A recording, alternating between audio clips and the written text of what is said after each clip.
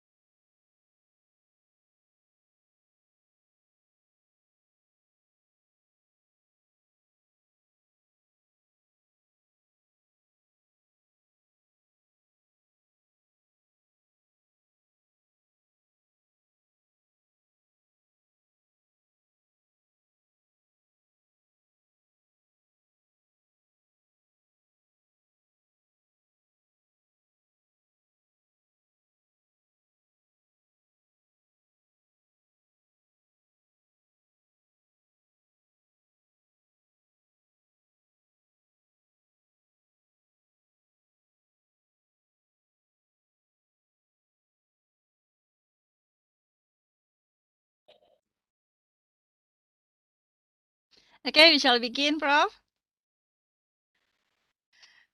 Okay. Right, Assalamualaikum warahmatullahi wabarakatuh and a good evening to everyone. Okay. Assalamualaikum, salam sejahtera and salam satu Malaysia kepada semua. Okay, I would like to welcome everyone. Okay, I would like to welcome all the participants to our webinar this evening. Okay, so for this time, okay, CGODL, we organize another series of webinars, okay, known as the Embracing ODL 4.0. Okay, so previously we have gone through various series of ODL, Embracing ODL 4.0 series. Okay.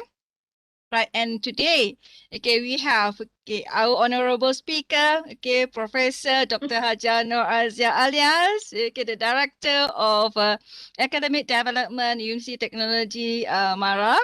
Okay, so to deliberate more on ODL 4.0 notes. Okay, before we proceed with the webinar, okay, we would like to recite Al-Fatiha so that our webinar will be blessed, okay, by Allah SWT. So we recite Kitab Al-Fatiha. Bismillahirrahmanirrahim.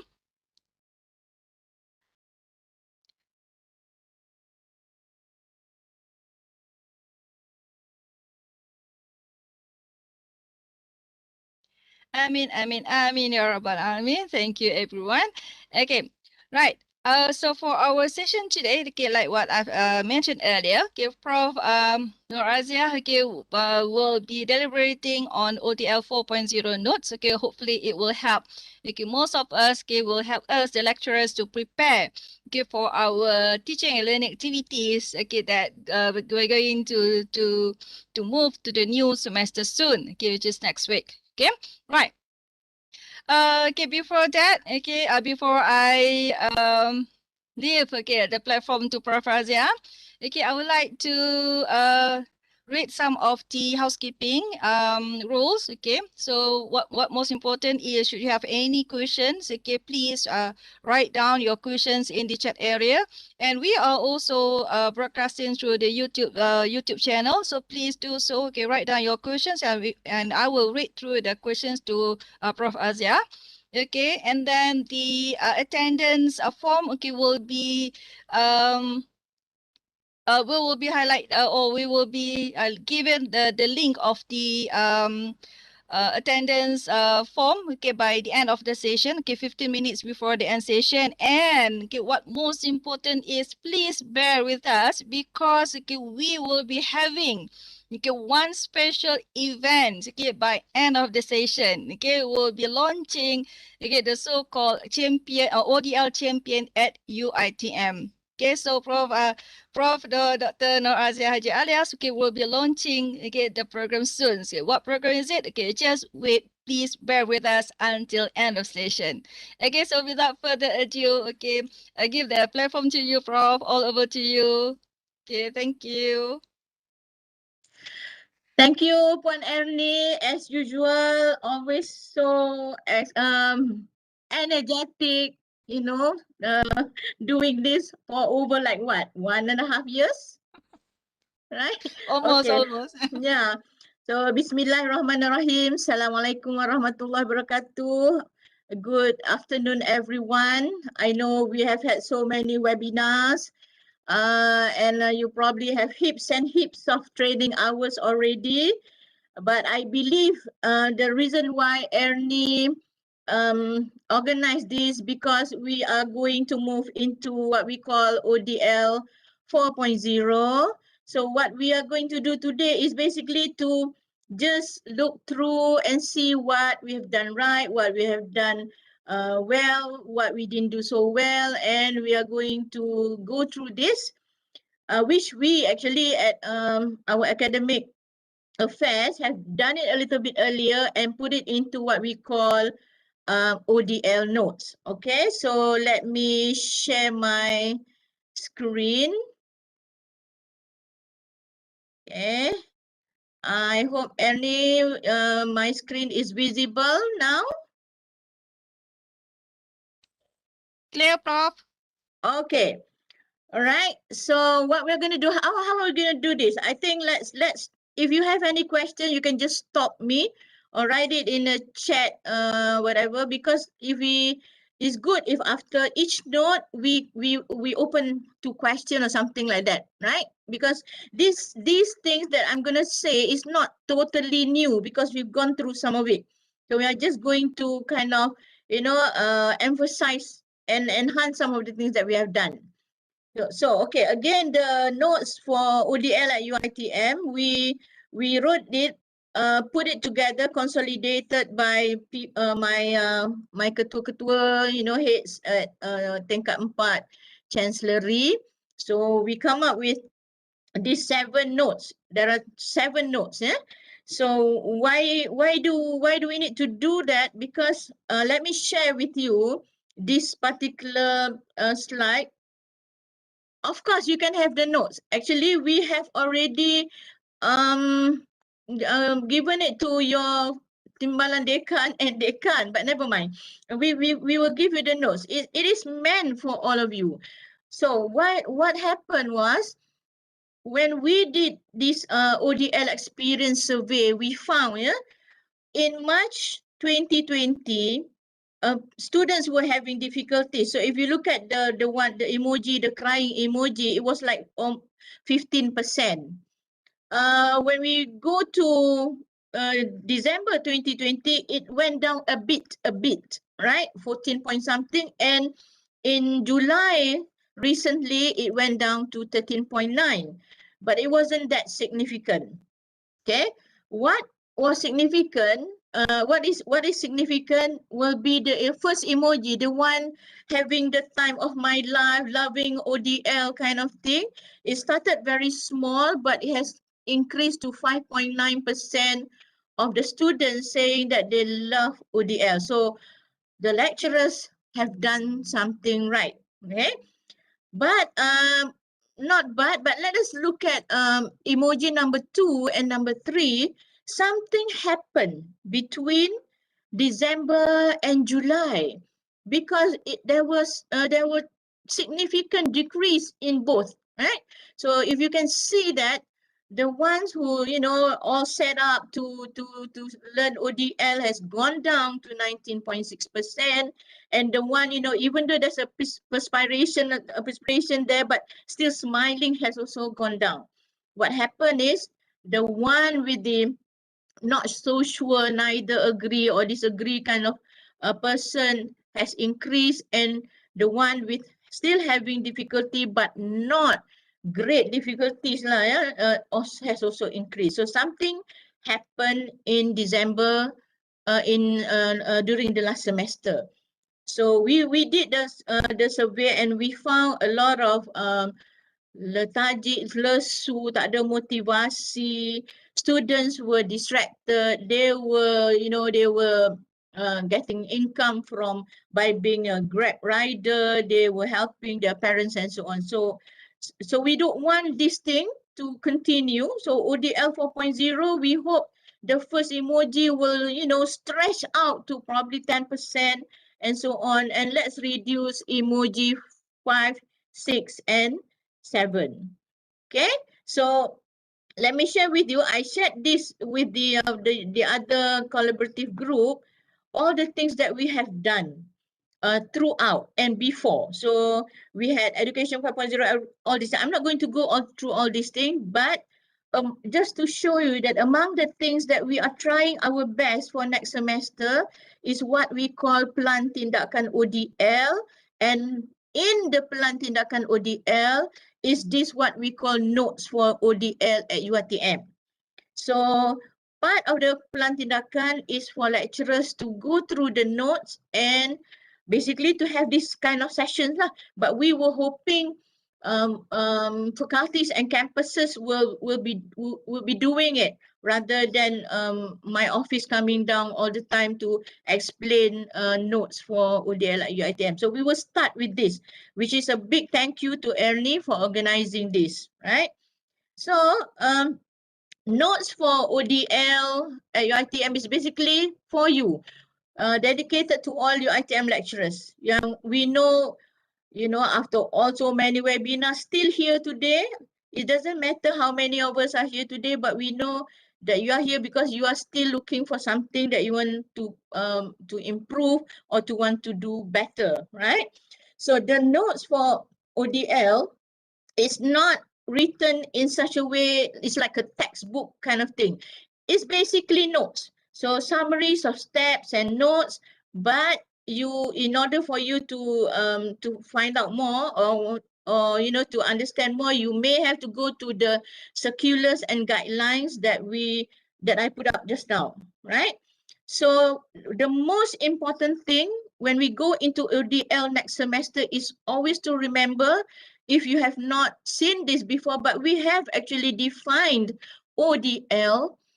ODL in UiTM is learning at a distance through an online platform or any form of remote delivery method that ensures no student left behind. So that is our definition, and we are holding on to it still. So some of them will come back to campus next semester, some will not. So you are going to have a you will have to come up with a plan. How do I do this? 4 hours teaching. A group of them will be at home. 3 of them will be on campus. 3 groups will be on campus, for example. So you need to come together and see how are we going to deliver. So as I go through this, I'm going to put some of this, the small notes down there. What guideline or what policy or what perkeliling that we have already written to help the lecturers, and all these are basically available at the HEA website, right?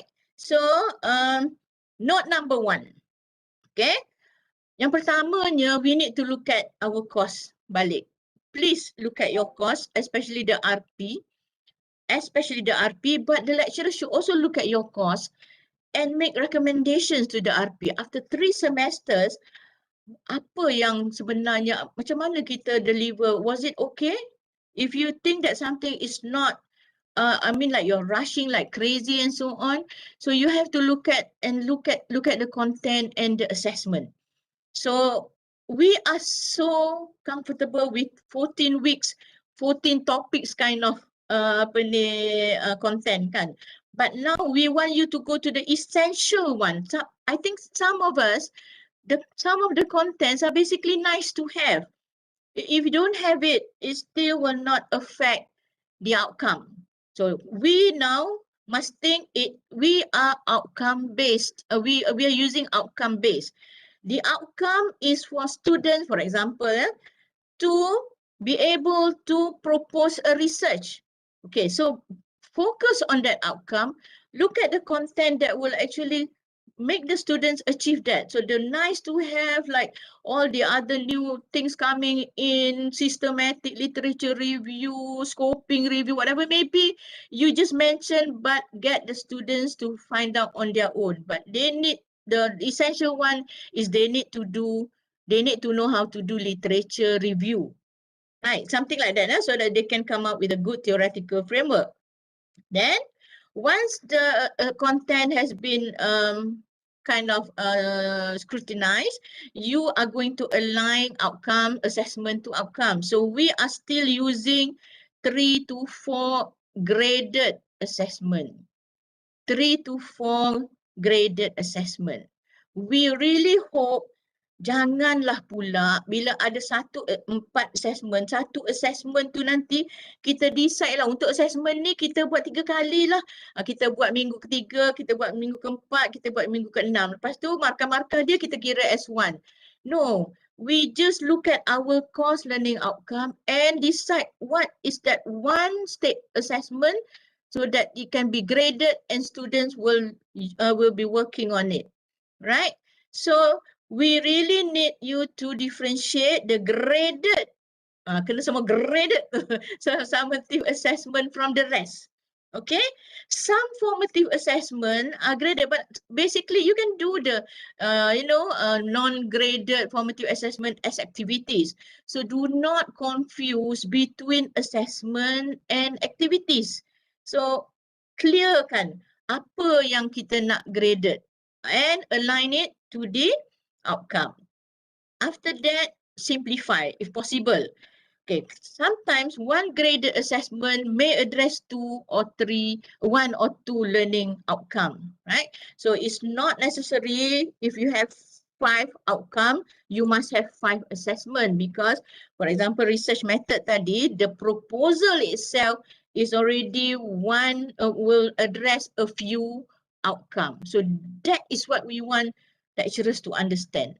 So that you yourself can deliver, tak terkejar-kejar, student pun tak terbeban. So we have, like I said, bawah tu ada semua berkeliling-keliling. Advisory note tu, minta maaf ya, saya silap, patutnya saya ganti tu. Advisory note 4/2020 tu dah dibatalkan. Kita guna 2/2021. So nanti kalau dapat nota ni, tolong tengok ni, this page lah, this page yang betul ya. So minta maaf tu saya terlupa nak nak ganti. Alright. So saya nak tunjuk kejap ya. If you can bear with me. Erny bantu saya. Nampak ke saya punya word ni? Nampak, Prof. Okay. Tak apa, Erny buat macam ni je. Tak payah buka mic pun tak apa. Alright. Okay. So this is one of our course. Saya sengaja ambil yang 2017 lah. This is the one that I'm teaching. Look at our CLO. Apa yang kita tulis kat situ ialah display the skills in using application program. Display the skill. Tapi kita bagi dia test. Itu maksud kami lah. So look at the assessment. Bila kata produce the instructional material, kita ada 2 assessment yang actually fulfill this particular outcome. So sekarang kita dah tanya kenapa pula kita perlu 2 assessment, right? Actually you just need 1. Tapi masa tu kita buat 2. Sebab salah satunya, if I may show you, I'm not trying to scrutinize my own faculty. We have changed this ya. Kita dah refine supaya dia jadi lebih palatable to us and also to the student. Kita ada satu ni, kita tulis demonstrate self-instructional courseware via exposition. Exposition ni kita nak suruh dia exhibit. So of course during ODL, kalau dia exhibit pun dia akan exhibit online. So we change that a bit lah. Sebenarnya kalau itu kita nak apa kita punya outcome sebenarnya bila dia exhibit dan bila dia buat that 3 minute ke 5 minute presentation. Sebenarnya bila dia produce tu sebenarnya dia dah fulfill kita punya outcome. So that's what I'm trying to say. Look at what you want them to do and really find out really align whatever that outcome to the assessment yang that we give them. Alright? Okay, so that is one example lah. Tapi that was a former course. We have made it okay now, insyaAllah. Right? So the second one is student learning time. So kita dah mention banyak kali dah. Note number 2 ni tolonglah kirakan student learning time ni rigorously. Every time kita bagi content, agak-agak berapa lama student nak baca? Every time kita suruh dia build one video, do you know how long it take? 3 minute video tu nak baiki, nak render, nak kena tu balik. It takes a lot of time. So don't just decide, kita tak nak lecturers just decide, get the students to do the video lah. Actually, why are you asking them to do videos? You want them to create. Is there an outcome? Is it an outcome that's important for the student for that particular program? Okay, let me just take mathematics. Do we need students in mathematics to build a video? Maybe not. Students studying mathematics need to do a lot of drill and practice. So when we calculate the student learning time and also when we decide what kind of activities, it has to be aligned again to the outcome that we need for that particular course. Sometimes kita suruh student jawab soalan. Answer this question, 1 question, 2, 3 question only. We think they are going to take 2-3 minutes, but actually sometimes it's lama untuk dia jawab tu. And dalam satu kelas yang 30 tu, ada seorang yang memang superb, jawab cepat, tapi akan ada seorang yang akan ambil masa. So normally we try to find average, not really average, tapi kita skewed pada ramai yang tak boleh jawab, yang tak berapa ni, instead of this one person who can answer in one or in about 5 to 10 minutes kind of thing. So we need to calculate that. I didn't put the hours there because they depend lah. You ask them to watch a video. I normally ask my student to watch only 3 to 4 minutes video. I do not ask them to watch a 1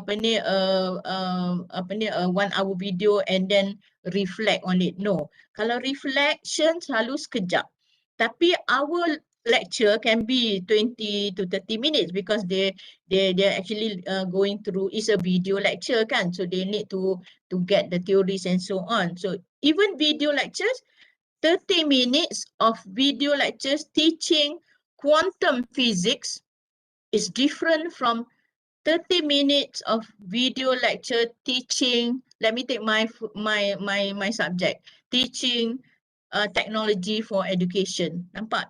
One is very heavy, the other one is not that heavy. So again, the hours, only lecturer saja yang tahu berapa lama student tu memerlukan. Okay? Right? So I'm going to use this example. We do this.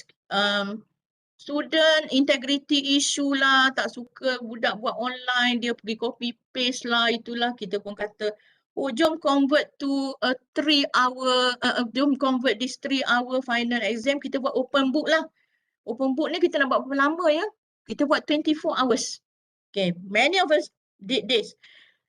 Once we convert a 3-hour final exam to 24 hours ya, sebelum ni kita kira SLT dia 3 jam duduk dalam exam hall plus all the studying that they have to do. Now 24 hours, takkan kita nak bagi soalan yang sama macam 3 hour dalam dewan kan? Takkan nak suruh dia state Newton's law. Now they have to apply Newton's law. Kan? So the question jadi lagi difficult. So we give them 24 hours. So that incurs a lot of SLT. Right? So setahu saya lah, kalau yang 24 hours ni, budak basically 24 hours lah. Dia tak tidur because they're trying to find the best how to answer your question. It's okay, you can do it, but factor it into all the SLT that the students will have to spend throughout the semester. Once you change that, you need to reduce somewhere else. Itu yang kita nak sampaikan. So itu nota nombor 2. Don't worry Erny, dia jangan dia takkan habis dalam 7 minit. Alright.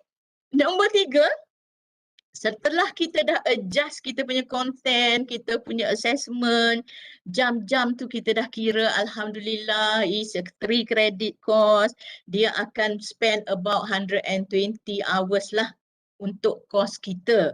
Sepanjang semester kita pun nak design.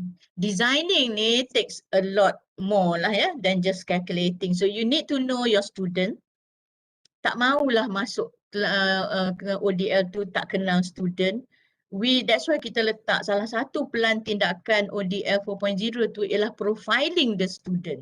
So profilekan, tahu dia punya knowledge sebelum, dia pernah ke buat video sebelum your class. Tak pernah buat, ada yang tak pernah buat ya. Tiba-tiba suruh guna Prezi, you ajar tak dia Prezi a bit so that dia tak terkapar-kapar trying to use Prezi dan sebagainya. So look at you have to do a bit of survey lah among the student, right? So in my case I normally run some form of technology readiness survey. That is what we are putting in the notes because we know not all students are exposed to video editing skills. Some are without good connection. So we build a profile, kita identify the design appropriate for the delivery of the course. Okay, so kita pun bila once we profile the student, kita run this learning style. Sekarang ni orang suka sebut learning style. We've been working with learning style for years tau.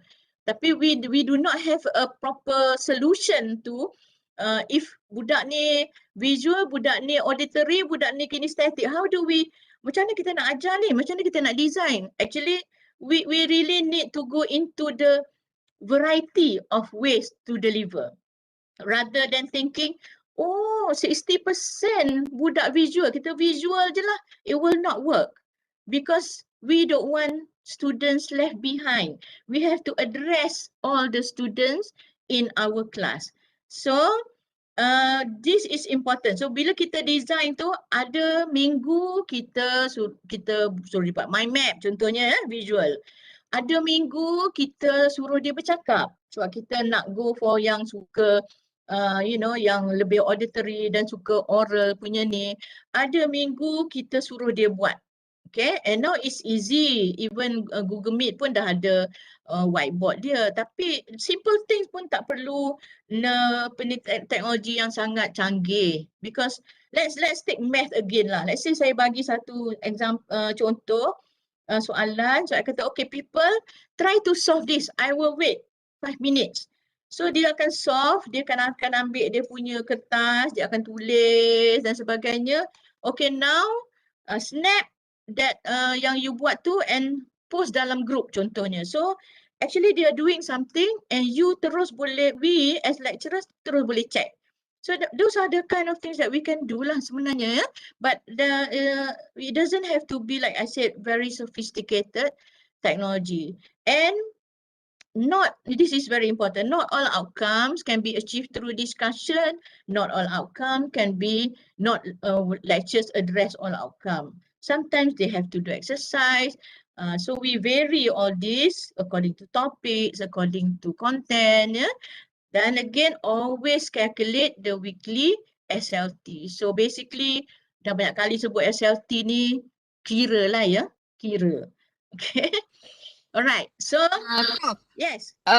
before you proceed to our next note, there's one question related to the SLT. I think we better discuss on this first Mana? before YouTube? we Dekat YouTube kan? soalan dekat YouTube, yeah. Okay. So this one from Dr. Sharifah Khairul Musaira, Syed Abdul Muttalib. Okay, Dr. Sharifah asks, okay, Prof, when we calculate SLT, do we need to ask our students on a weekly basis how long they spend on doing assignments or reading for our subject to understand their workload and their learning pace? Okay. Actually, we cannot be doing that lah kan, Dr. Sharifah, pensan kita lah kan. Tapi actually what we can do is most of the time bila kita kata calculate SLT is to estimate it. We estimate, but it's good to ask a few lah. Macam myself, sometimes I ask, do you think 3 hours is enough for this? And dia kata okay, so the next semester I will use that as my basis for calculating the SLT. But most of the time I will estimate, and as lecturers, we can do the estimating because we cannot be that accurate. Again, because students are different, some may spend more time, some may spend less time, but we try to get that, how do I call, the golden mean lah bila calculate SLT ni. Cuma kita tak mahu, doktor, lecturers, bila dia bagi task, dia tak terfikir pun the time spent on that task. That we don't want. So let's say I do this most of the time. I ask them to watch a 3-minute video. So I kira 3 minute lah. And normally I look also at the language used in the video. Because sometimes student dia tak faham, dia akan rewind.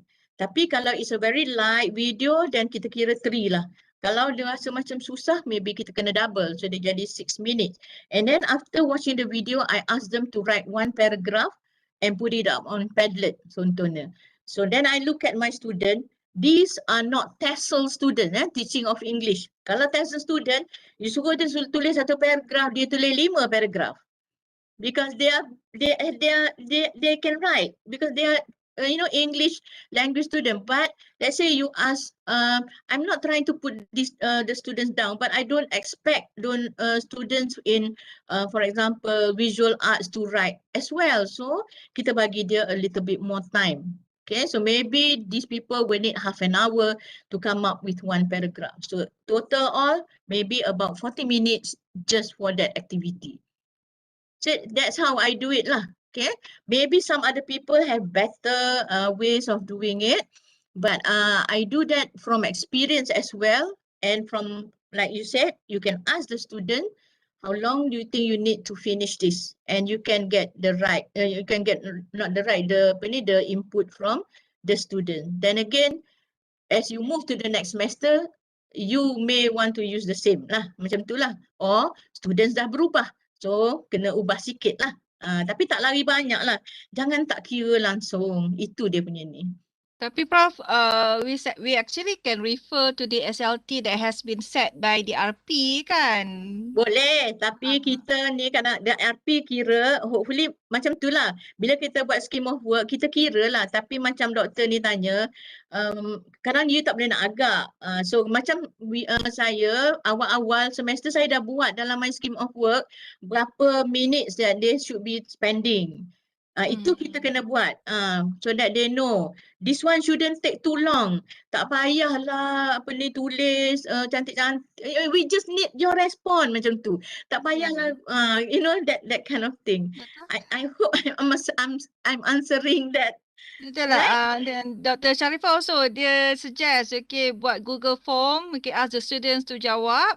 Okay, and then we just get the average number of the SLT so that we can prepare the activities for them based on the average SLT. Oh, that will be Boleh very kan? good. Okay, right. Thank you, Dr. Sharifah. Thank you, Prof. Yeah, good. Then again, Dr. Sharifah, sometimes you can only do that for the next semester lah, because this semester you dah calculate, you dah ready to run lah kan, dah orang kata dah masuk gear dah. Anyway, tak apa, you can adjust. So one of the things that I do selalu ialah just to check their learning style lah. So no, budak suka ni check learning style dia. So you can have a lot of banyak lah website. So what I do selalunya, I ask them to do this and send a snapshot of the result. So bila dia send the snapshot, dia kata, oh Prof, I didn't know I'm actually a reflector. So now how do you study? So bacalah kat bawah tu, if you're a reflector, you study this way, this way, this way. So somehow it's a very simple activity of you knowing the students, but the students also knowing themselves. Tu yang kita penting. Then kan sometimes tengah-tengah agak-agak after 4 weeks we do this also, we check them, how are you coping with ODL? So students, it's a very simple poll, berapa minit je, 3 minit kot, budak jawab within a few seconds, so you know. So when I did this, notice the rate one, I know 1% having difficulty. So and then I will find out who this person is. Let me just cerita je lah ya. This person yang merah ni, this was last semester insyaAllah. Yes, yang merah ni what happened was, bila kita panggil student balik last semester, this group were ready to come back. Tapi at the last minute, remember sebab cases spike, so we said tak perlu balik. So the friends semua dah on campus except for him. Because he was from Sarawak and he was trying to, bila nak board the plane tu kata tak payah balik. So dia pusing balik rumah. So he was at home throughout the semester while the friends yang 20 orang lebih ni were on campus. So dia rasa terasing.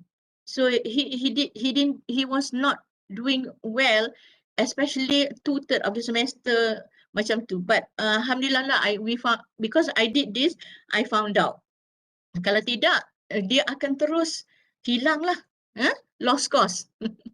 Okay, satu lagi kadang-kadang you ask them to take a moment to tanya, kejap ya, to tanya diorang how they are doing. Let me ask all of you, people, lecturers kan, apa ni, how are you doing? I mean, how was it? You know, the rush, the adversity, the chaos. Kalaulah saya minta you name the perfect title of your life story at the moment, what would you write? Nak share ke? Tulislah layang-layang putus tali ke, I hope tak ada lah yang macam tu. Okay, apa lagi ya? You know, sometimes you need to do that for a few minutes just to find the perfect title of your life story at that point. So I asked students sebenarnya, but the more important, I asked my daughter. My daughter is doing her specialization. She has 2 kids. The husband is a frontliner dekat hospital Tapa. So basically husband memang not around to help her out. So I asked her, okay, I call her Na. What? Oh, sorry about that. What is the apa ni your apa ni sekejap ya, your apa ni the perfect title of your life story. So she said this, it's eaten mess. You all tahu apa eaten mess ke? Tak apa, tak tahu tak apa. Nanti boleh Google tapi eaten mess is a dessert yang mana dia tak ada bentuk, tak ada apa. Dia macam pavlova tapi dia makan macam ni. So when she said that, I think I understand. The life is like chaotic and so on, but it's still good and sweet. So sometimes it's just take a few a few minutes to just ask your student. That exercise actually will make them feel like, oh, lecturer ni pun tak nak juga tahu pasal dia orang, and it's very important in online and ODL. Okay, tak apa, nanti boleh fikir life story masing-masing. Okay, tak kira lah dia yang kuih lapis ke apa ke, but you need to do that as well. Okay. So number 3 ni ada a few ni lah. 3A dia, you need to know the roles you play lah. We've been mentioning this all this while kan. You are not just that lecturer who will just transmit all the information to the student. You kena design, you nak kena kira SLT, you kena jadi curator, you nak kena ambil maklumat tu, maklumat ni letak sini, bagi diorang. You kena develop, you nak kena narrate your PowerPoint, you facilitate, you are the guide, you are the motivator. You being an eaten mess pun kadang-kadang need motivation as well, but you're also the evaluator, you're also the learning manager. For that memang saya salute lah all of us kan doing this. But you need to know that. But if you don't know that, you will be somebody. This is one of the student yang dia cakap lah ya. Ada lecturer masuk dalam sesi Google Meet kami, tutup kamera, kemudian baca teks selama 1 jam. So you were that person cuma apa ni, running this one lah kot. Lecture je lah, not doing the rest, and it will not help. Okay, student nak tanya tak boleh, student tidur tak tahu. Okay. So I'm just going to go through this one very fast because we've done this before. Kita tengok macam mana kita apa ni design kita punya ni kan, kita punya penyampaian. Ada yang memang buat lecture, ada yang buat very interactive dan macam-macam lah, dengan Kahoot lah, dengan treasure hunt lah, dengan apalah. Ada yang memang bulk tu bagi pada student tapi very diligently guiding sebab tengok role tadi, dan ada yang doing the flip. Tapi yang saya nak tunjuk ialah every time kita buat ni, okay, kita always ada calculation ni. Kalau kita lecture pun, kita tak expect you lecture for 3 hours. Tak boleh. Memang tak masuk lah 3 hours tu. Selalu kita kata 1 hour, lepas tu you bagi student task. Bila you bagi student task, calculate task tu berapa jam. So that for a 3 credit course, selalunya seminggu, kita boleh about 6 to 8 hours kind of thing that they spend on your ni, patutnya 6 hours on your course. Itu pun ada some tu dia kena ada own prep time juga. Right? So yang ni nanti boleh tengok dalam notes tu. Kalau buat interaktif, especially yang ada di rumah dan ada di kampus, nanti you nak kena buat set up hybrid. Okay, so I think on Monday hari tu kita dah ada satu webinar macam mana dia orang ajar kamera lah, kelakar pun kelakar juga Dr. Irene, apa ni, kamera daripada belakang, daripada depan, 2 kamera and so on, itu pun kita dah buat. Atau a very simple one is just your laptop lah, tapi you need to move apa ni orang kata accordingly lah supaya student boleh follow. Atau ada hybrid yang kita kata asynchronous, dengan yang dia apa ni, on campus kita buat face to face tu, lepas tu kita kena buat pula lagi sekali dengan yang those yang at home sebab dia mungkin tak dapat catch some of the things yang kita ajar. Okay, anyway, this is the another ni yang kita dok push for mass lecture.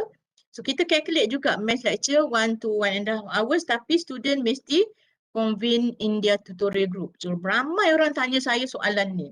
Kalau kita buat mass lecture ni macam mana kita nak kira KS pula? Tadi kira SLT kan? So kira KS. So let's try ya. Minggu ni yang pakai pink tu, bukan pakai, yang color pink tu dia mass lecture. Okay, yang 3 orang ni tak buat lecture. Mass lecture means we put the theory by the orang tu akan lecture most of the theories. The rest of yang kemudian after that mass lecture, all 4 will be addressing groups masing-masing. Okay, so nanti ada orang tanya, okay, sepatutnya KS kita 3 ni, tapi orang ni dah ambil 1 hour, orang ni 2 jam je lah. Aci ke? That kind of question kan. So kita kata jangan berkira sebab next week maybe this person pula yang mengajar and fulfill the tutorial while the rest tak do the mass lecture. But why are we talking about mass lecture? Because now it's possible for you to do it online. So let's say if you're teaching 3 groups pun, you can ajar 1 jam all the theories and then you move to the discussion lagi fokus with the student rather than you repeat 3 jam for all the 3 groups. That's the design of your delivery. Right? So when we go to still note number 3, kita consider both benefits of asynchronous and synchronous. Guna simple technology, build that assessment blueprint. Nanti kita tunjuk sebab kadang-kadang saya dengan Erny mengajar course yang sama, mengajar group yang sama, cohort yang sama semester 2, tapi tak pernah bercakap dengan Erny. Tak tahu Erny bagi test berapa. Tak tahu Erny bagi test bila. Okay, itu baru 2 orang. Kalau student ambil 6 course, 6 tak bercakap. So that's our problem now. Why student tertekan last semester? That was the main issue. The numbers and scheduling of assessment. Okay, so this is something that we suggest. Develop simple self-instructional material. Go down to the simplest. Word based pun tak apa sebab if the students cannot follow your class, they have the word based and then they have the video. Sebab word pun sekarang ni sangat-sangat robust dah sebab dia boleh link to video, dia boleh link to many things ya.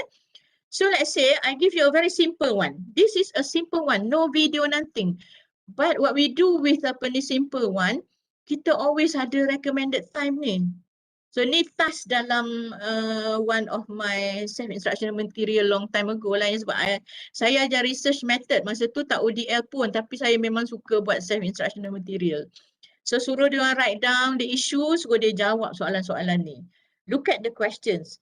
It looks like only 8 questions but look at the question, I don't think they can answer in 8 minutes. Right? So that's why kita put at least 30 minutes. Some may take 1 hour. Okay, so we ask them to do this tapi easily with technology now you can create form, you can go bring it up to Padlet, you can put it on test stage dan sebagainya. Okay, right. So ini yang saya sebut tadi, all these practices yang amat memeningkan kita dan juga memeningkan student ialah apabila kita tidak bercakap. So kalau kita tengok pada student punya schedule lah contohnya ya, ni pun pernah saya tunjuk. Ni baru 6 courses. Kita cuba fikirkan kalau lecturer tu orang ni bagi lecture 3 jam, suruh buat reading lagi, suruh buat review lagi, masuk discussion forum lagi, lepas tu orang ni pula buat macam ni. In the end, Itu pun tak kira lagi self study ni berapa jam ya. Budak punya hours sangat-sangat banyak. Sangat-sangat tinggi. So we really need lecturers to look at this. And when you look at the assessment ni simulate saja, example, katakanlah ada satu course, ada satu group ni, program ni, course 1 suka bagi quiz 1, test 1, quiz 2, test 2. Lepas tu sebab dia lab based, dia ada 8 lagi lab report. Lepas tu ada lagi final exam. I hope tak adalah macam dia pensan kalau saya pun. Tapi pada masa yang sama dia ambil pula course. Ini katakanlah Puan Erny pula mengajar, suka pula bagi video. Sikit-sikit buat 3 minute video, buat presentation. Okay. Kemudian ambil pula kelas saya yang suka buat product development pula. Oh, so that's what I'm trying to say. Even if you look at this, you tahu dah macam mana teruknya student will go through. So ini ialah note 3B dan ini schedule. Ini schedule pula. Nobody's talking to one another. So week 9 tu semua orang buat test. Contohlah ya. Of course lah. Student kata, ya Allah banyaknya test, tiap-tiap hari test, pagi test, petang test, tu test dan sebagainya. So we need lecturers to talk to one another. We need students to tell the lecturers if it is scheduled, if the schedule is this bad. Alright? Okay, so we need proper planning. So of course, untuk itu kita have to work with colleagues teaching the same group. Alright, so number 4, once kita dah design, kita prepare lah kita punya scheme of work, kita tengok apa macam mana kita nak chunk supaya content tu manageable, kita inform the student, the relevant CLO, kita state recommended learning time dan kita provide links to resources. So this is not the best, but this is how I do it for mine. Orang lain akan ada cara yang lebih baik lagi. Tapi saya akan letak CLO, ini adalah semester, yes, insyaAllah last semester lah. Ini the semester before. Saya letak CLO, saya letak time yang dia kena spend. Tadi Dr. Sharifah tadi ya. So saya akan letak berapa minit. Ini kalau dia nak additional reading. Ini video yang dia kena watch. Basically video tu sebenarnya 3 minit sahaja. Satu untuk minggu itu yang graded, which is the comic strip. Right? Okay. So that is number 4. So 4, kalau dekat sekolah kita panggil, apa dia panggil? Rancangan mengajar ya? Tak ingat dah. Lebih kurang macam itulah kan. Mak saya tu cikgu tulis dalam buku besar tu apa nak buat semua. Actually it's a good practice. Now it's easier for us sebab kita guna je word and we can terus link and terus bagi pada student sebenarnya. Okay. So note number 5, delivery. Kita suggest minimize the duration of online synchronous. Jangan 3 jam straight. Okay, so kita minta fokus on involvement and participation over a few days. Kadang-kadang student tak sempat nak do everything in that day, on that day yang that you have your session because tiba-tiba saya hari tu tak ada electricity, student saya, lepas tu saya pun tak ada electricity dan sebagainya. So we put it over a few days dan online video conferencing session may not be possible for some student. So kita kena tengok participation dia selepas itu yang ditranslate sebagai attendance. So in UiTM for ODL kita tak kira attendance only through presence on Google Meet. It also depends on how you get them to participate through activities after or before sebab dia bukan tak sempat kadang dia memang tak boleh nak attend ya. So kalau suruh dia watch video ke and then answer 1 or 2 question, so that can be part of the attendance. Walau bagaimanapun we need you to schedule short video session to enhance social presence. Selepas 3 semester, budak dah komplain. Dulu budak kata boleh tak guna Telegram je. Now dia nak Dia nak sekejap lecturer tu muka tu ada dia nak tengok. So now they want to have that. They want to feel that social presence. So well, bila saya sebut Telegram, Erny senyum because she's very good with Telegram. But you're not the only one. Macam my friend Ruslinda Alias pula, dia sangat sangat tu dengan dia Telegram juga, kan? Guru tu, Prof. Oh, Guru ya? saya tu. Okay. Tapi we need to schedule that also. Sebab I'm not saying your students lah, ada students yang sebut, ya. Alright, so excuse my phone berbunyi. Allah Akbar. Okay. Number 5 ni, terpaksa bila kita sebut delivery ni, now we look at the learning activities. What is the purpose of the learning activity? Is it to enhance comprehension? Ke kita nak suruh dia praktis, kalau matematik, kalau fizik, kalau chemistry, nak suruh dia buat soalan. Ke kita nak suruh dia demonstrate yang sebenarnya dia faham pun benda tu. Atau kita nak suruh dia reflect on the learning. Saya mohon excuse ya, sebab neighbor saya tiba-tiba hari ni mendrill-drill, kalau bunyi kuat minta maaf. Saya cuba as much to camouflage that. Atau activity tu nak connect them to the real world. So this activity ni yang non-graded ni, tolong kita kira sekali dengan apa yang SLT for that week, macam tu. Kita anggar dalam 6 hingga 8 jam, banyak tu lah aktiviti. Kalau kita mengajar satu semester 1 jam, lepas tu kita ada lagi 2-3 jam, kita kira betul-betul supaya aktiviti yang kita bagi tu setakat 6 hingga 8. Jangan sampai dia perlu berbelas-belas jam just to do your activities. Lepas tu student complain. Lepas tu Puan Erny tak grade pun. Dia punya idea, bukan saya nak benarkan pada student ni, tapi true, sometimes it's a very substantial activity. Not only did we not grade, kita tak bagi feedback pun. That's the worst. Okay? You go do that. Lepas tu you tak kata pun, oh, let me take a look. Let me see whether you are doing it right. We don't do that. Which bad. Okay? So the SLT for the week must include lecture session plus discussion plus activities. Fikirkan self-learning dia, and kalau ada assessment yang due that week, kita kena kira. So barulah kita pun tak rasa macam macam terkejar-kejar, dan juga student pun boleh keep up. So let me just tunjuk ya. This is reflection. This is from my class lah. Reflection on learning can be a very simple, baca pasal teacher Sam, lepas tu bukan baca, kita discuss pasal teacher Sam. Teacher Sam ni, Cikgu Samuel ni daripada Muazzam, tak salah saya. I'm teaching bakal cikgu ya, pasal teknologi. So we talk about Cikgu Samuel for a week, how he use technology, because the week before I introduce innovative technology.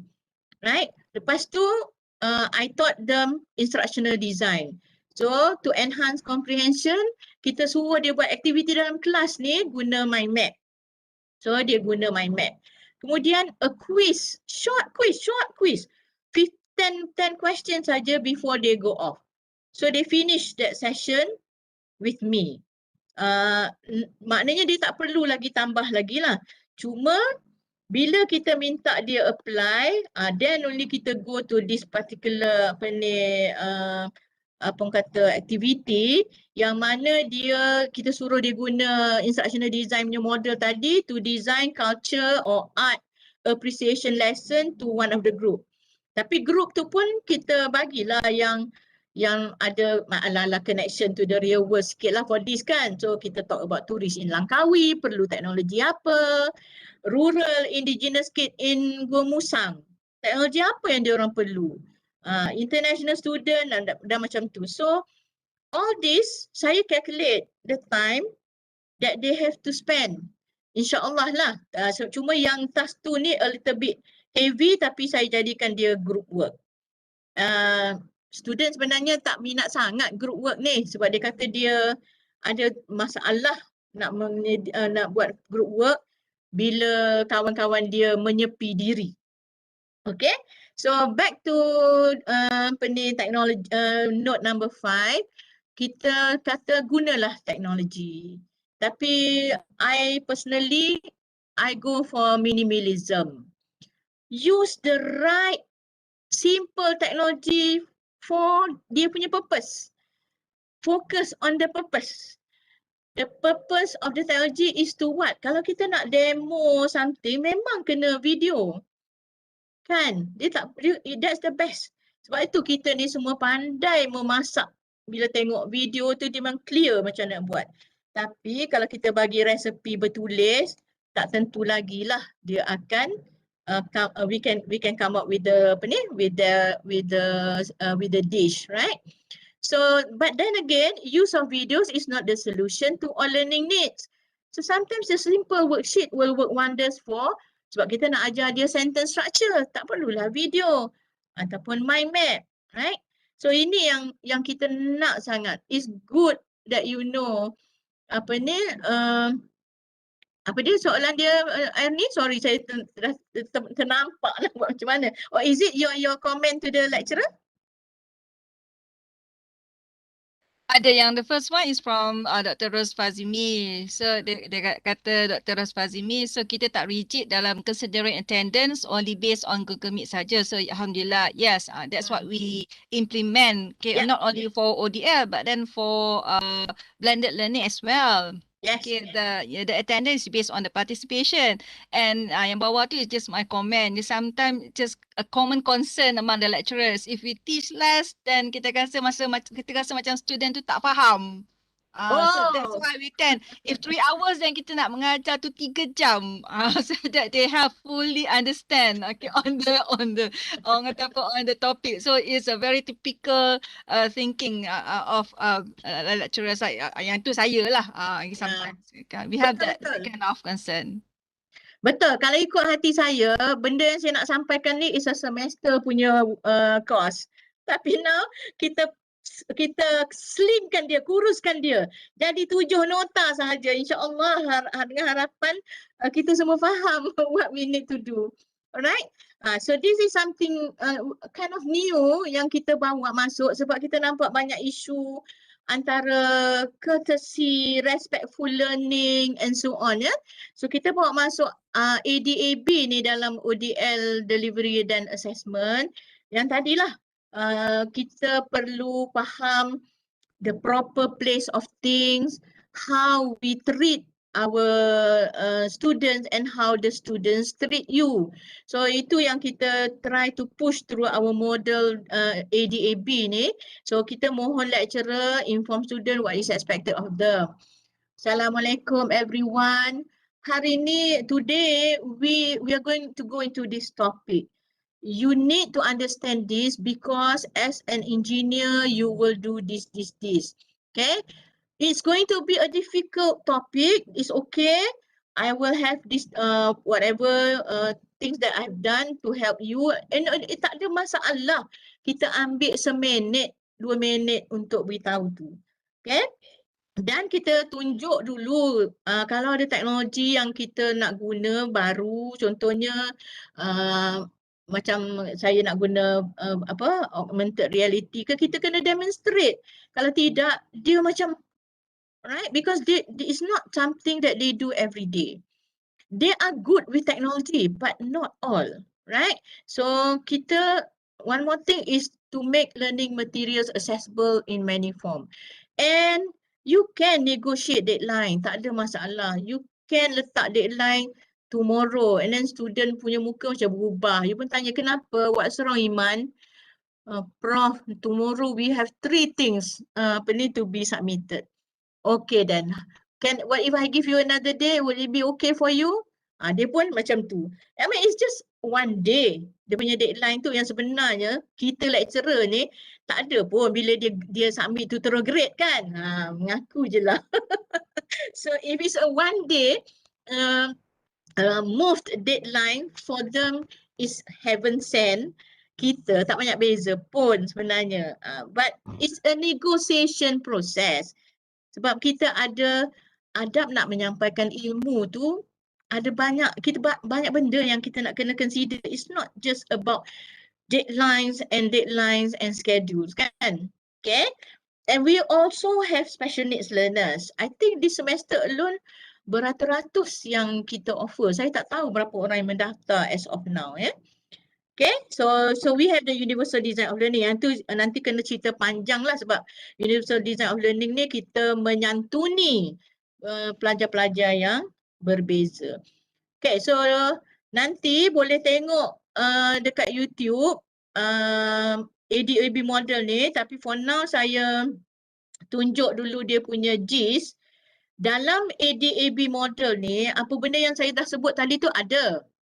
Okay, cuma kita framekan dia jadi ADAB model. Ini adalah model penyampaian UiTM. Dia tak perlu ODL. Face to face pun kita guna yang sama. Yang mana kita align content to outcome, dah sebut tadi. Kita anticipate learners needs. Student tu berada okay, dan kita tahu dia punya konteks dan dia punya learning environment sebab kita buat analisis tu. Tapi pada masa yang sama kita adalah pensyarah yang tahu what's happening out there, current advances and community issues. Bila kita tahu tu, kita akan bawa masuk ke dalam pengajaran kita. Tu kita buat dulu, analisis tu kita buat. Semester ni saya nak highlight apa ya? Contohnya lah kan, masa mula-mula itu memang saya seronok lah highlight PDPR because that was the issue in the community for teachers because I'm teaching teachers kan. Okay, and then once you have that, you design and you deliver. Dalam model ADAB ini kita based on keterhubungan. We design connectedness to knowledge. Bila kita kata connectedness, knowledge tu tak semestinya datangnya daripada kita saja. It's better to connect it to new knowledge, to other people, to the environment, to the community. Of course, alhamdulillah if you can connect it to the creator. Okay, jadi bila nak do this, we need to design awareness to the world and the workplace. Dalam bentuk contextual learning, konteks tu kena ada dan kita deliver dalam environment yang respectful. Jangan marah-marah tak tentu pasal, tapi pelajar boleh ditegur. Saya ceritalah, my sister dulu cikgu, dia ni very passionate. Dia suruh budak buat ni tak buat. Hari kedua tak buat. Hari ketiga tak buat. So satu hari dia geram sangat apa dia buat. Dia ambil pen merah dia tulis dekat dahi budak tu. Balik nanti buat. Okay. So budak tu balik. The next day dia budak datang. Memang dia buat lah. Lepas tu dia tanya budak tu, you marah ke bila saya buat macam tu? Dia kata tak cikgu, saya tahu cikgu mahu saya belajar. So you know, what I'm trying to say, please don't go and write on students punya dahi lah. What I'm trying to say, students ni dia boleh recognize. You marah dia, you tegur dia sebab you want them to study. Tapi dia juga akan orang kata terasa. Kalau dia cuba nak belajar, you kata you are asking a stupid question without really trying to understand yang dia tu payah nak faham teori tu. Deliver. Okay, Assessment. right? Analysis, design and deliver, and then you assess. Of course lah, segala benda yang kita ajar, kita assess. Sebolehnya continuously. Assess means not necessarily graded. Ya, through activities kita boleh assess. Tapi kita tak grade. Yang graded tu yang kita kata assessment yang tadi tu. The important thing is to build in belief. Belief means dia percaya yang the course tu is important untuk dia. Dia reflect at the end of the semester, wow, this is a really good course. I learned so many things. That's what we want them to do. And kita nak expose values through your course. Kalau you belajar math pun, you boleh expose values because math requires accuracy. Contoh dan jadi ada strong conviction. Not easy to do B, tapi kita harap lecturer boleh buat sampai B. So yang ini adalah benda-benda yang kita put together supaya boleh support the ADAB model. Student masuk aja, start kelas the first day, kita situate, masuk next week kita situate lagi, tell them where they are, what they are supposed to be learning. We give them the content, get them to digest, get them to synthesize. 2, 3 and 4, you do that a lot. Number 1 pun kita do that a lot. What we have not done much is number 5, number 6 and number 7, which is actually to connect student to other people, new knowledge, environment and so on. So now is the time because you can easily connect students to the industry players. Bring them in. Let them talk about what's happening in the industry or from the community and so on. Yeah. Lepas tu kita minta dia reflect. Reflect ni tak semestinya tulis 4 muka surat. Reflect ni kalau saya 90 saat sahaja. End of topic punya reflection. Or kadang-kadang just tanya dia, what do you think of this? If it were you, if it's you, what would you do? Or something like that. It's just a form of reflecting on the content, on the experience or new discoveries. Nombor 7 tu payah sikit lah, tapi selalunya dia akan berlaku di hujung program ataupun di hujung course yang mana kita ada projek dan sebagainya. Saya bagi contoh lah ya. Erny, tak apa, saya ada berapa minit lagi Erny? Banyak lagi kan? Sempat lagi Prof, sejam lagi ni. Tak ada, sejam tu tak adalah. Saya tak nak lah sampai 2 jam, penat orang dengar. Anyway, okay. Saya bagi contoh lah. Saya pernah mengajar fizik. Actually, I love to teach physics. It's challenging but it's nice lah ya. So to situate, physics ni memang kena situate. You masuk kelas nak ajar satu hukum Newton ke apa, you memang kena situate. Kalau tidak, dia tak nampak relevance tu. So now it's easy because we've got a lot of videos and we've got simple cartoon, simple comic strips yang will let students understand. Oh, physics, Newton's law, first law is about what? About a body at rest will continue to be at rest when there's no force acting on it. Contohnya lah kan. So ini bukan contoh, itulah dia sebenarnya. So a student asleep will remain asleep, a student studying will remain studying unless personal desires act upon him. Jadi nampak itu sebenarnya is from physics first law. So kita boleh bercerita dengan student. Lepas tu kita pergi pada digest. Digest ni you are all wonderful people. You've got your videos, you've got your animation, you've got your simulation and so on. So you've got your textbook. So for example ni saya ambil lah textbook from Cambridge, ambil sikit. It's a very good book sebenarnya. It's a study guide and you can have videos from Khan and what I call a concept cartoon because now dia nak digest maksud tu tapi ni bukan first law lah ya. Kita bagi dia cartoon tu biar dia fikir. What do you think? Something like that. Right? So bila create tak perlu buat video. Kadang-kadang create ni we only need them to illustrate their idea. So we tell them, can you try a home experiment? Show me a home experiment that actually demonstrates first law, Newton's law. So dia videokan dia punya creation yang simple tu lah. Ataupun dia buatlah infografik yang simple. That's all. But as they are doing it, they get to understand what that means. Itu maksud kita create ya. Connect and reflect. Once you dah ajar dia first law physics contohnya, kita beritahu ceritalah pasal space sebab the study of space relies a lot on physics law. So bila kita bercerita tu kita connect with the latest NASA punya activities. Sekejap je, a few minutes, right? And then kita suruh dia reflect sikit. Don't you think space exploration is expensive? Don't we have more expressing problems to solve? Ada juga. Okay, so a simple question like that. Tanya je lah. Zul, what do you think?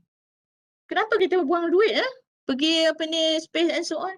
It's a simple question that they reflect and they will say, but Prof, I think with space, when we go to space, we know about GPS and so on, climate change. I hope they can answer that way lah kan. Tapi If they cannot answer, you nudge them so that it goes into their the pembelajaran dia. It's from a simple Newton's first law. Itu yang saya dapat fikirkan lah sebab saya pernah mengajar physics.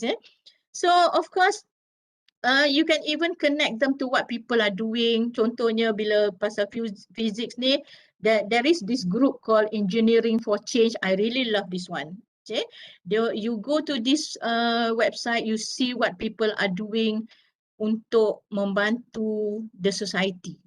So food bridge, they need physics for that. Then dia ada all these things. So now dia dah extend lagi dah apa yang dia belajar. Tapi of course that is not just first Newton's law of physics, right? And kalau dalam my course, ini yang saya buat contoh masa saya present dekat Senet. Kita situate tu, ini apa yang kita buat, kita check student signal search dan sebagainya. Lepas tu saya guna saya visual, orang yang visual. So as I teach, I get students to do mind map to understand the relationship between the different models and theories in instructional design. Lepas tu saya minta dia orang design bukan design, propose a design for the community, for them to synthesize what they have learned, and then they create dalam bentuk Canva product, but it's part of my course. So they go and learn a MOOC and create using Canva, and I connect them to people yang using technology like Mr. Disale ni through a video saja, tapi this is the 2020 global teacher who won that prize, who actually share the prize with the rest of the contenders kan. And we also connect the students to this teacher Stefanus, a Malaysian teacher in Sabah. We brought him into the classroom, budak-budak semua attend dia punya session. Dia tunjuk macam mana dia ajar budak special needs guna teknologi. So we want our teachers to understand teknologi ni bukan sekadar to create something, tapi to use it dalam community later as a teacher or even as a person yang berfungsi dalam masyarakat. So reflect ni kami memang banyak sebab kami education punya program kan. So in our case we use e-portfolio lah. Tapi kita juga guna 90-second video, ada yang guna journal dan sebagainya. So I love to watch the student punya e-portfolio, how they reflect the technology throughout the weeks and how they are going to use it dan seterusnya. Okay, so ni part of the ADAB model sebenarnya kan, kita nak build in belief ni. At the end of the semester saya memang suka bila student kata, Alhamdulillah, Prof, we learn a lot from your class and we are going to use some of this technology. That is what we want. And kita pandu dia supaya dia menghargai ilmu ni dan menggunakannya untuk kesejahteraan community dan sebagainya. So they have projects for certain topics and so on. So itulah yang kita nak tunjukkan dalam yang kita nak orang kata translatekan dalam model ADAB tu. Dan of course bila kita dah buat benda ni semua, kita ada teknologi yang membantulah. In my case, saya ni memang suka kejap ya, minta maaf, terbuka yang baru. Saya ni memang suka guna Padlet because I like to see the students work across the 14 weeks. So this particular Padlet, selalu pula dia nak keluar, is for my class yang mana ya, yang TESOL. Budak TESOL memang banyak, dia suka menulis. So they write a lot and I get a lot of input. So I think all of us are using this lah ya. So tak apa. Okay, so dia punya opinion pun panjang. Dia talk on issues dan sebagainya, dan dia pada masa yang sama dia build their plans, dia ada dia punya mind map dia and so on. Alright, so okay. Okay. So one of the things that we can do nanti once you start using this, you can hubungkan mereka dengan apa yang kita akan ada lah, tapi ni belum launch lagi. Kita panggil opportunities to learn on campus. So student nanti dia boleh buat online volunteering. InsyaAllah lah ya. So from your course tu, macam my course dia belajar teknologi, dia boleh volunteer untuk something yang fakulti minta ataupun campus minta. Tapi tak nak cerita banyak-banyak lagi sebab belum launch. Atau kalau dia master student, bawa dia pada UN punya volunteer online volunteering. So it comes from your course.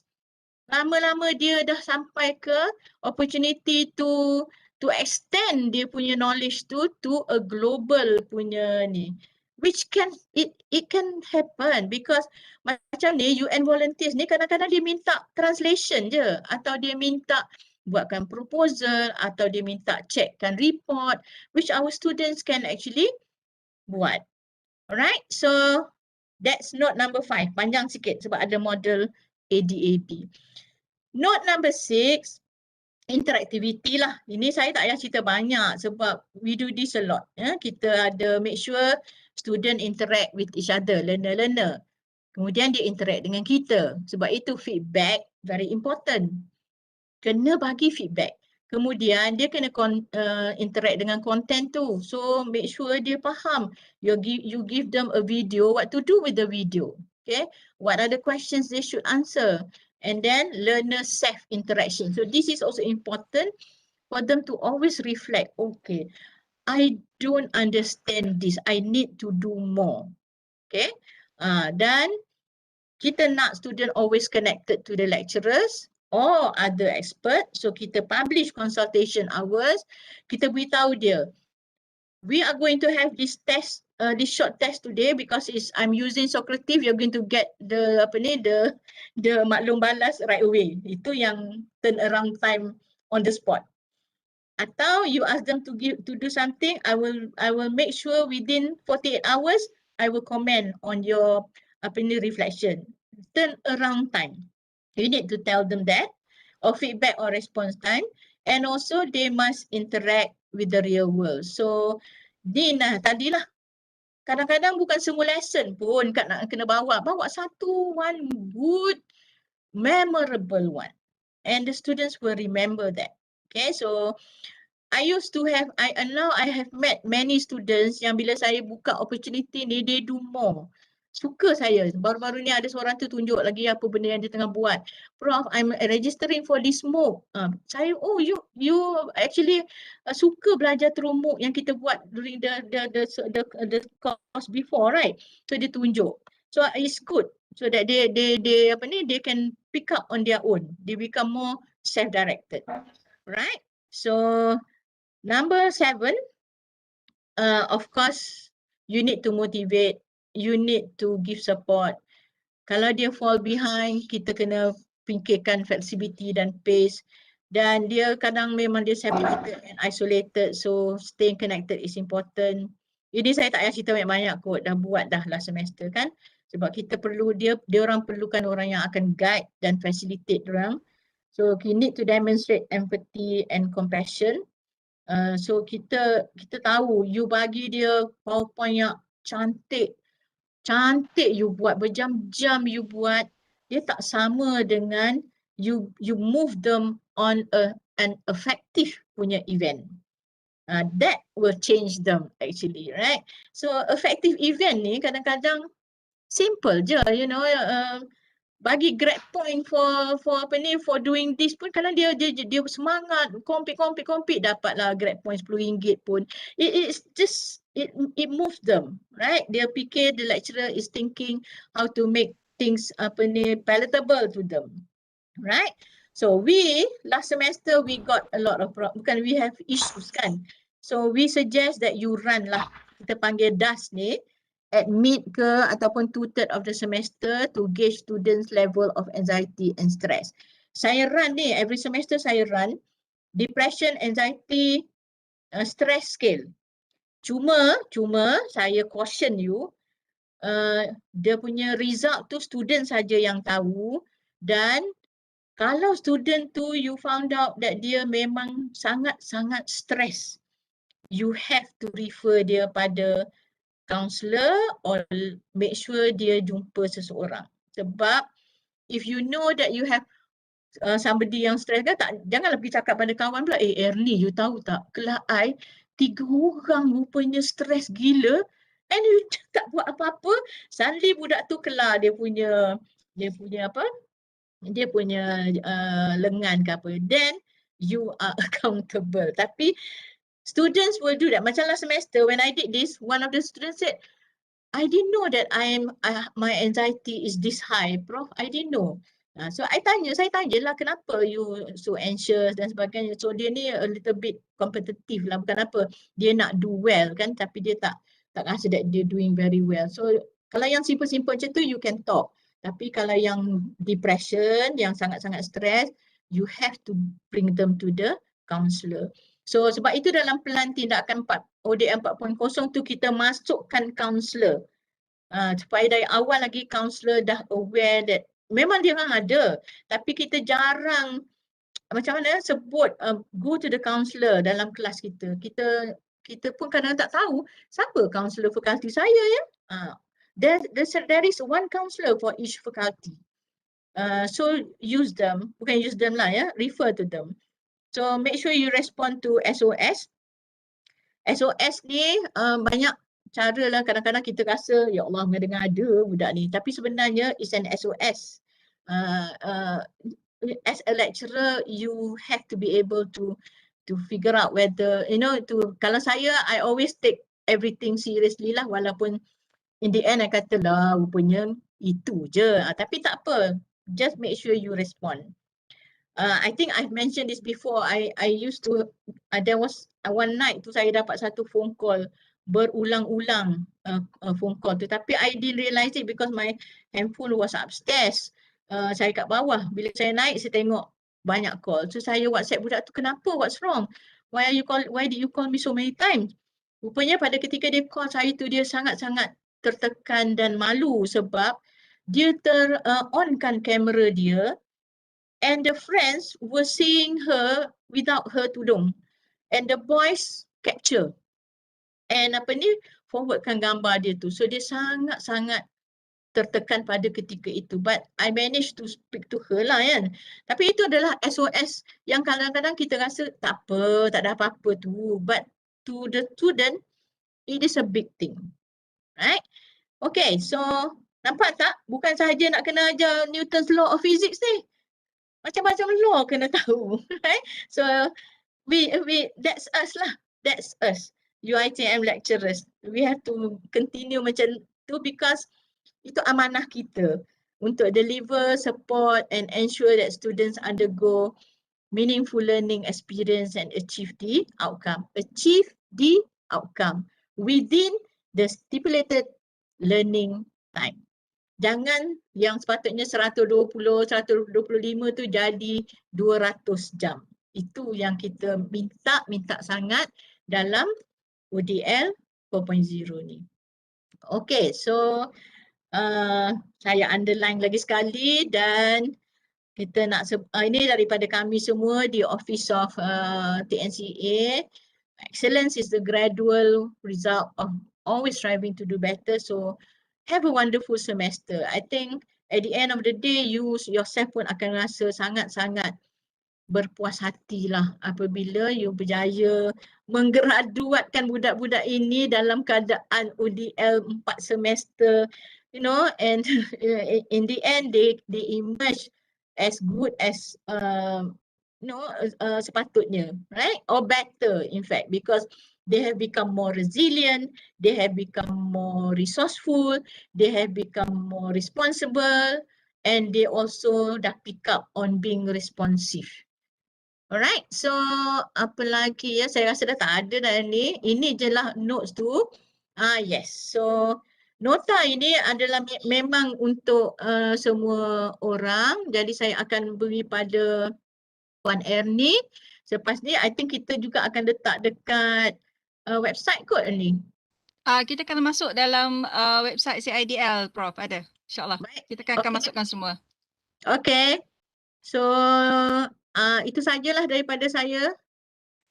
Okey, Ada soalan? ada tengok soalan. Terima kasih banyak-banyak Prof di atas penerangan yang sangat jelas berkaitan dengan ODL Notes 4.0 ni. Walaupun kita dah menghadapi ODL ni selama 3 semester. Ini adalah semester kita yang keempat. Tapi masih lagi kita perlu, orang kata apa, ada benda yang kita perlu bukan belajar tapi kita perlu improve sebenarnya. Okay. Right. So kita tunggu ke soalan daripada kita punya peserta webinar. Ada soalan sini Prof, satu daripada YouTube. Saya pernah refer student kepada kaunselor pada semester lepas sebab dia cakap dia nak bunuh diri. Tapi dia kata dia tak percayakan kaunselor. Kalau macam tu apa yang sepatutnya saya lakukan? Oh wow. Siapa yang tanya ni ya? Lepas tu what do you do lepas tu? Tapi tak apalah sebenarnya kalau macam tu dia tak percayakan kaunselor dan saya mohon lecturers kalau ada yang macam ni please inform Dr. Sharifah please inform the counselor. Macam tu supaya at least the counselor will tell us what is the best way to approach the student. Kita sebenarnya tak ada skill lah sebenarnya nak handle yang macam ni. Saya walaupun dah 34 tahun mengajar kat UiTM, saya masih tak pandai kalau ada kes-kes yang macam ni. Memang kena bagi pada yang lebih skillful. Cuma mungkin boleh pujuk dia lah, try saja, cakap je dengan kaunselor dulu. Kalau lepas tu tak rasa macam tak ada kesan, tak apa, tapi cakap dulu. Something like that lah. Saya nampak macam last semester banyak ramai student-student yang ada isu macam tu kan. Bila kita refer tu dia sebenarnya kadang-kadang dia nak bermanja dengan doktor. Betul ada juga yang bunuh diri ni taklah ya. Ada kadang tu dia nak bercakap dengan kita je. Tapi dia akan kata buat dia punya problem tu macam amat besar lah. Mungkin juga amat besar bagi dia. Tapi kita spend a little bit of time and then kita refer dia to the right person. Especially when it comes to the DAS ni lah yang depression, anxiety, stres and selalunya akan membawa dia pada bunuh diri. Saya ada satu semalam saya present dekat saya present dekat Senate ya pasal pengalaman ODL ni. Ada seorang budak tu dia kata dia sangat-sangat sepi, lonely because at home mak dia dah tua, kakak-kakak dia semua dah tua, bukan dah tua lah, adults kan, and dia tak ada people to talk to. Sometimes dia rasa dia macam dah tak betul. Dia kata dia rasa macam dia bipolar dah. Tapi dia nak seek help, dia takut. Sebab dia kata kalau dia seek help, nanti keluarga dia kata dia gila. Dia kata macam tu. So it's so sad. It's so sad. I wish dia ada rasa macam nak bercakap dengan seorang lecturer yang dia trust so that lecturer tu akan halakan dia pada orang yang boleh membantu dia. Okay? Betul Prof, saya tambah sikit ya Prof yang berkaitan dengan hal ini sebab saya juga pernah orang kata apa orang kata apa bukan mengalami masalah yang bukan maksud dia mengatasi macam mana cerita saya pernah handle lah perkara yang sama.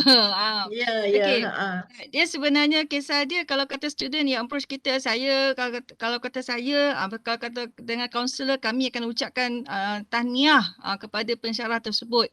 Kerana orang kata apa pensyarah tersebut sebenarnya adalah insan yang terpilih, adalah insan yang paling pelajar tersebut percaya. Dalam ramai pensyarah dia percaya pada pensyarah yang dia approach tu. Walaupun kita tak tahu macam mana nak handle, apa yang mereka perlukan cuma adalah orang kata apa an ear. Dia orang perlukan telinga untuk dia meluah, dengar je. Dan pada masa yang sama kita orang kata apa dapatkan dia punya trust, dan bolehlah kita orang kata apa rujuk kepada pihak yang yang berkaitan seperti kaunselor dan kata apa kalau sini saya ambil peluang lah nak maklumkan kita juga ada unit pemerkasaan OKU yang mana di bawah Dr. Alias. Kalau untuk makluman semua setiap fakulti, setiap kampus ada wakil. Okay, boleh rujuk pada kaunselor ataupun task force dan juga license officer yang berkaitan di setiap kampus dan fakulti untuk kes-kes seperti ini. Maksudnya UiTM kita bukan sahaja cakna kepada pelajar-pelajar yang sihat, tapi kita juga cakna kepada semua pelajar kita yang kurang keupayaan, termasuklah mental dan juga fizikal. Betul. Okay. Ya itu masuk dia. So kata apa, ini ada satu. Ada rakan mendapat markah poor untuk SUFO kerana ada pelajar mengaku bagi markah rendah kepada pensyarah kerana tertekan sebab ODL. Okay. Saya nak jawab yang tu macam ni ya.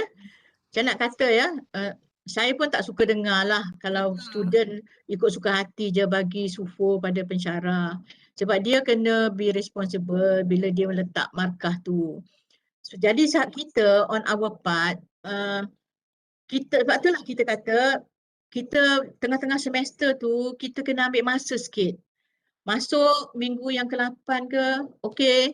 How's everybody? How are you today? Saya tahu macam tadi Dr. Erny sebut Roslinda dia selalu ada satu minggu tu dia akan masuk, dia akan bawa coffee.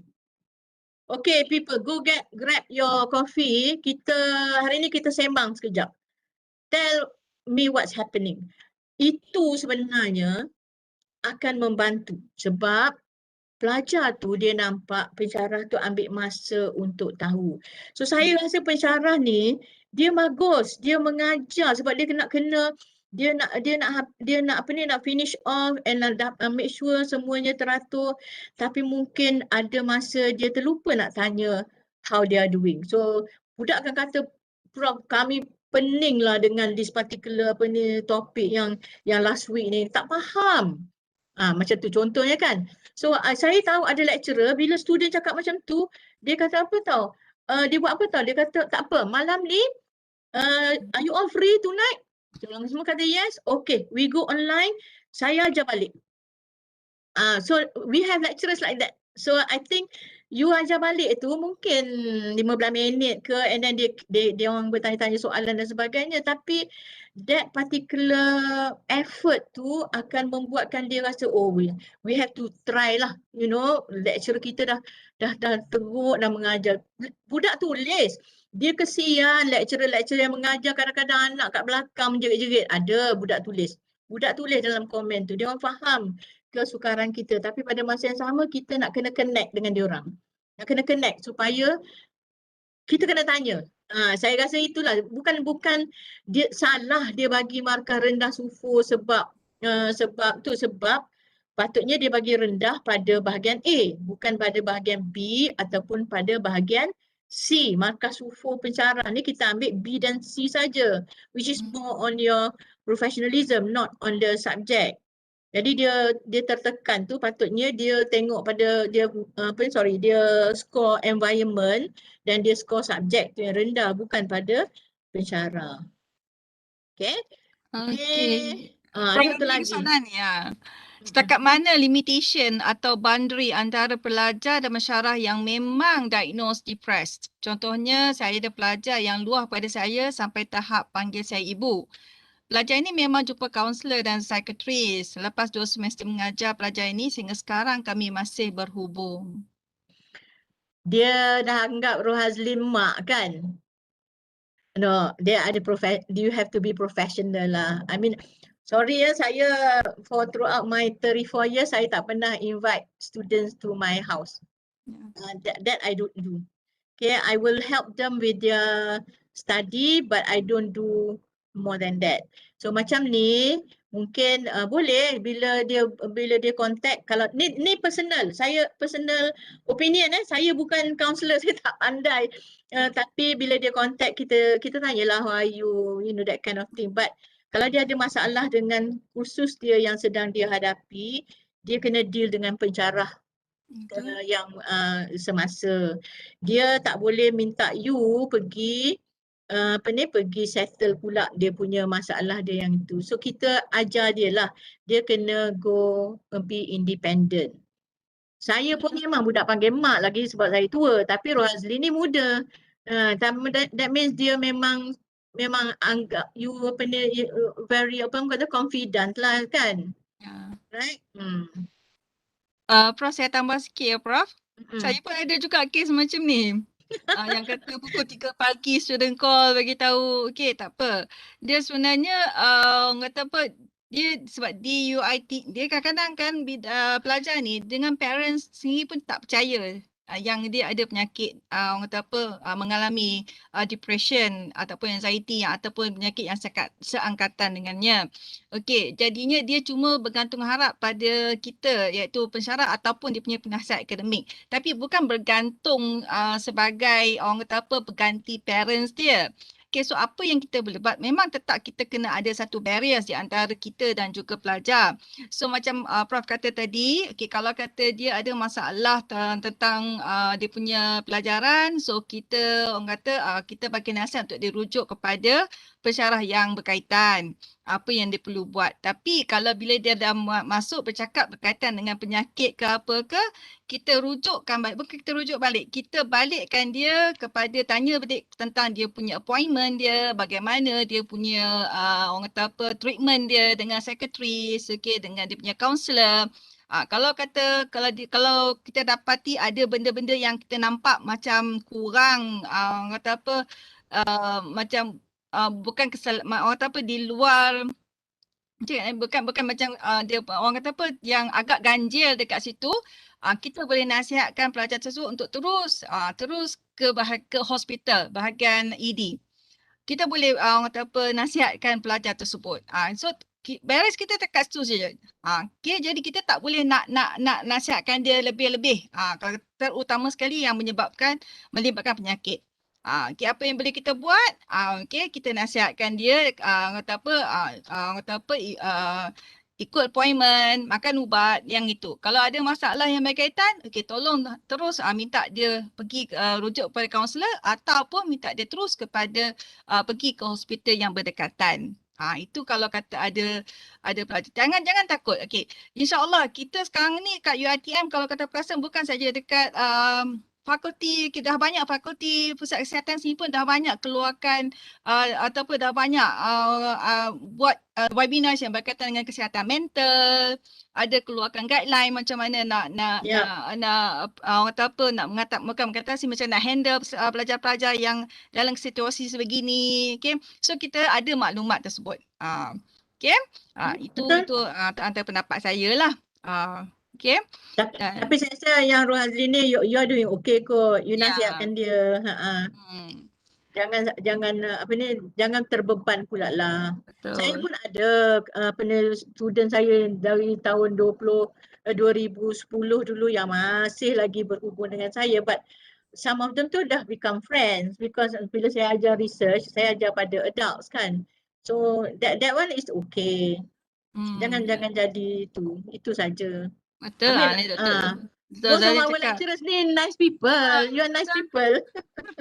Dan pelajar ni berada di negeri lain sentiasa berhubung berhubung mengenai mental health sahaja. Okey, maksudnya dia perlukan someone untuk dia bercakap. Itu je sebenarnya.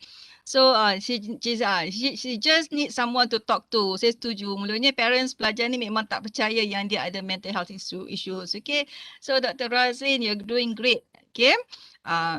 Alright, okay, so cuma perlu nasihatkan contoh bila dia kata dia skip appointment dengan doktor. Kalau kata yang itu, kok mana pun memang kita kena convincekan dia balik untuk dia dapatkan orang kata apa appointment. Dia kadang bukan kata dia nak nasihat macam mana. Sebenarnya pelajar ni dia takut sebab dia dah skip satu appointment. Dia takut macam dia takut kena penalize sebab dia tak pergi appointment tersebut. So apa yang kita boleh buat, kita boleh nasihatkan dia untuk call hospital berkaitan dan dapatkan tarikh appointment yang baru. Itu je. Ni saya dia takut ni sebab dia dah skip appointment. Betul. Itu. Kemudian ada lagi ni soalan tadi Prof yang berkaitan dengan rakan pensyarah kita yang mendapat PO untuk SUFO ni. Kawan saya ni sangat organize dalam PNP.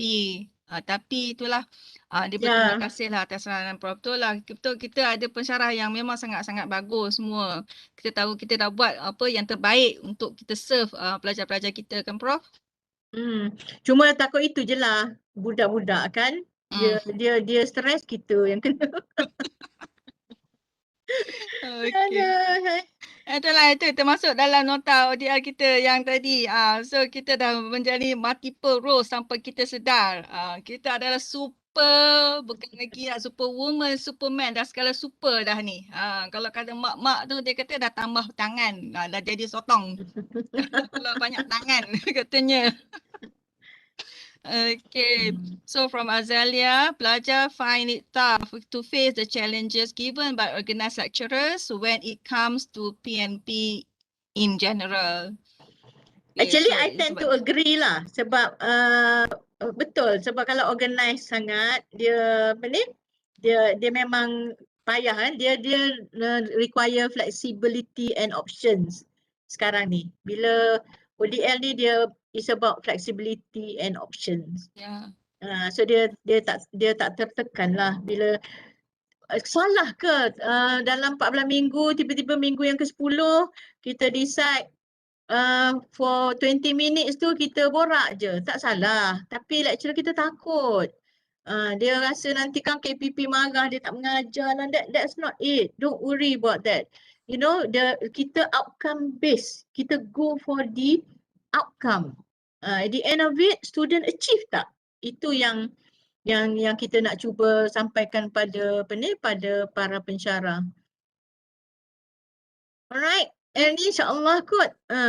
Ada soalan lagi? Saya tak ada soalan lagi dah tu. Okay, so Prof, sebelum kita tutup saya, okay, nak summarizekan sikit 7 nota ODL ni. Yang pertama, revise the course. Okay, definitely. Second, look for the SLT. Jangan lupa. Okay, 3, designing your ODL practice. Okay, number 4, scheme of work. Number 5, delivery. Including the adab. Okay, number 6, interactivity. Number 7, motivate and support. Okay, yang ini tentang adab model ni. Selalunya kalau dalam kelas kita akan ingatkan pelajar. Okay, jaga adab. Even saya sendiri pun Prof. Okay, kalau kata dalam kelas saya akan bagi tahu pelajar. Okay, jaga adab. Okay, bila anda jaga adab, ilmu anda lebih berkat dan anda akan lebih berjaya. Okay, tapi kali ni bukan saja pelajar saja yang perlu jaga adab dan kita sendiri pun. Kita sendiri juga perlu menjaga adab. Tapi adab kita telah adab yang perlu kita jaga tu telah dijelaskan dengan sejelas-jelasnya oleh Prof. Aziah sebentar tadi. Okay, berserta dengan 7 model macam mana nak menyokong adab tersebut. Okay, analysis, design and delivery, assess, build in belief. Itu adab yang perlu kita jaga. Okay, bagi memastikan pelajar kita beradab dalam menuntut ilmu dan seterusnya mereka berjaya dalam pengajian mereka. Itu apa yang saya dapat intipati utama dia dalam nota ODL 4.0 ni. Okay. Right, so kita dah tengok macam-macam frustration. Even dah almost 4 semesters kita ODL ni. Okay, right. Sebenarnya okay, saya bagi pihak CGODL, CIDL, okay, ingin menjemput okay, Prof, Profesor Dr. Hajah Aziah Alias, okay, untuk merasmikan program ataupun kempen ODL Champion at UiTM. Okay, saya akan terangkan berkaitan dengan kempen ini. Sebenarnya saya terang siap-siap lah. Kempen ini sebenarnya adalah sebagai hadiah, okay, kepada semua pensyarah UiTM yang sudah bertungku lumus, okay, untuk menghadapi segala cabaran, okay, di sepanjang 4 semester ODL ni. Okay, so saya dengan segala hormatnya, okay, mempersilakan Prof, okay, untuk memberikan sepatah dua kata untuk merasmikan, okay, program ODL Champion at UiTM. Terima kasih Erny. Sebenarnya saya pun baru tahu tentang ni, tapi saya memang besar hatilah because apa nak kata, collaborative group ni saya sebut banyak kali. You people, you are not paid for this. And we do not reduce your teaching or whatever for doing this.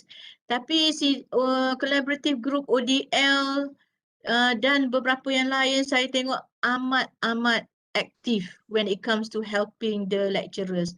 So kita harap lecturers, orang kata kalau pergi ke website tu pun ada macam-macam dah di situ, and boleh kata dah almost complete dah what you have done for ODL di UiTM. So saya dah tak nampak kat mana dah. Research dah buat, self-instructional material dah buat, assessment dah buat, macam-macam semua dah buat. So kalau orang yang betul-betul follow the training by the collaborative group, I think dia dah dapat the whole thing lah. So I think it is just apt dan sesuai untuk kita find the ODL champions among the lecturers as proposed by Puan Erny and her collaborative group, insyaAllah. Dan hopefully we can have a bigger pool of people yang akan tolong membantu supaya our ODL delivery dan sebagainya, yang saya rasa nanti selepas ODL dia akan jadi hybrid. Kita memang tak rasa lah kita akan balik 100% to before. Right? So dengan itu saya ucapkan tahniah pada CG ODL for coming up with all the training and for coming up with the concept of ODL champion. Right? So saya nak kena sambut lah ya, saya dengan tu rasminya melancarkan program ODL Champion oleh Collaborative Group ODL dan juga Center for Innovative Delivery and Learning Development, Office of the Deputy Vice Chancellor Academic and International. Terima kasih banyak-banyak Prof. Aziah di atas ucapan perasmian. So kita tengok sedikit montas untuk perasmian. Dipersilakan Puan Anis.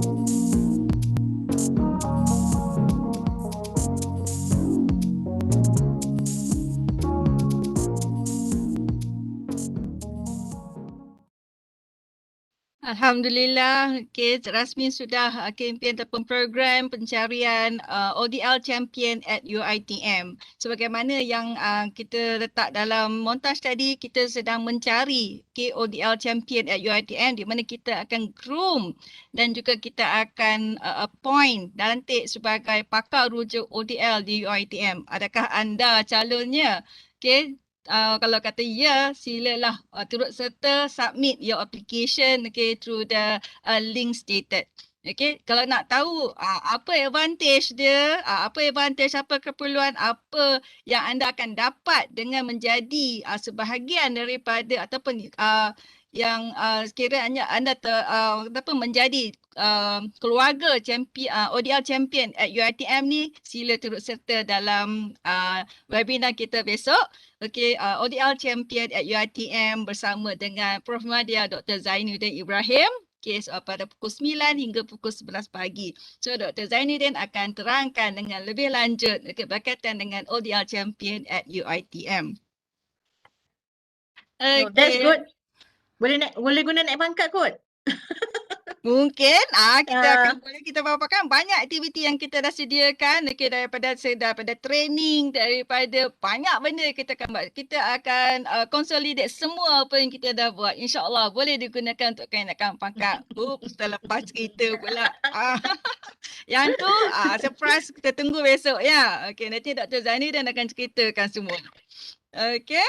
Right, so dengan selesainya perasmian ODL Champion at UiTM, maka berakhirlah sesi webinar kita untuk hari ini. Saya mengambil peluang ini untuk merakamkan jutaan terima kasih kepada Profesor Dr. Hajah Alias kerana sudi bersama kami CGODL untuk sesi webinar kali ini. Okay, so semuanya ni orang kata apa, sesi ni adalah sangat orang kata apa, sesi yang ada sentimental value sikit untuk saya. Ada dia punya value dia dekat sini. Okay, so hopefully kita akan jemput lagi Prof di masa hadapan, insyaAllah. Okay, sekiranya ada peluang dan rezeki. Macam tak ada dah peluang kot. Aduh Prof, sedih saya. Okay. Okay, okay, right. So all the record session nanti kita akan masukkan dalam link orang kata apa di website CIDL beserta dengan semua material yang apa kita dah bincangkan hari ini. Okay, so just through dengan itu saya any last word from you, Prof? Terima kasih kembali. Thank you for the opportunity. I think after 1.5 years, I'm very happy to say this lah. Bila I'm retiring in a month, and I think the apa yang kita buat masa ODL ni, insyaAllah Allah dah berkati, sebab tu is moving well, insyaAllah kan. Dan CIDL pun dah banyak dah buat macam-macam. So I think the lecturers just need to appreciate what we have done and go forward lah, insyaAllah. Okay, thank you Erny, thank you so much for all the things that you have done. Terima kasih Prof. Itu yang saya kata saya sedih. Sebab this is most likely the last webinar, our webinar with Prof Aziah. But then tak tahulah tengok kalkulasi boleh pujuk lagi Prof nanti. Yelah. Okay, so diharapkan apa yang kita dah kata bincang hari ini dapat memberi manfaat kepada semua pensyarah UiTM dalam kata apa menyediakan diri sendiri dan juga menyediakan kata apa teaching and learning activities bagi memulakan semester baru kita yang tak lama lagi akan mula, minggu depan saja lagi. So untuk diri saya sendiri saya ucapkan all the best to everyone.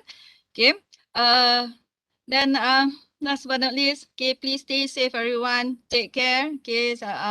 Assalamualaikum warahmatullahi wabarakatuh. Sesungguhnya yang baik itu daripada Allah SWT dan yang tidak itu adalah daripada kelemahan saya sendiri. So kita sudahi dengan suratul as dan juga tasbih kifarah.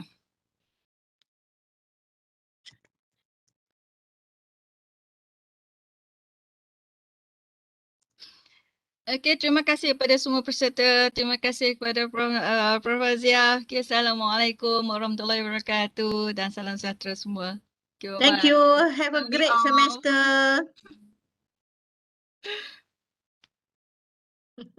Erny. Alright, on time ya? Okey, terima kasih Prof. Ngam. Okay, ngam. Alright, Alhamdulillah. Alhamdulillah. Thank you so much everyone. Okay, great to have you together with us this evening. Tadi link tadi dah bagikan, everybody dah ni. Alright, Dah. I will try to attend Dr. Zainuddin punya tomorrow and see what it's all about. Thank you everyone. Terima kasih kembali. Terima kasih Prof. Okay, Assalamualaikum. Waalaikumsalam.